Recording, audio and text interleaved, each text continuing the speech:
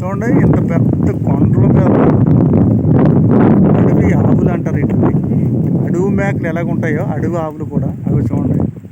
అడవి మనుషులు లాంటి మనుషులు చెట్లలో ఎలా వస్తున్నారో, ఇంత భయంకరంగా ఉన్నారు చూడండి. అడ్డుకొండ, నిలువుకొండ, అదే సరిహద్దు. అవతలది ఛత్తీస్గఢ్, యువతలది ఆంధ్ర, ఒరిస్సా. చూడండి,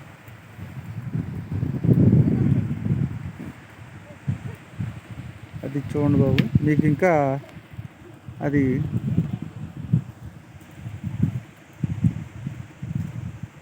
చాలా ఇదిగా ఉంది.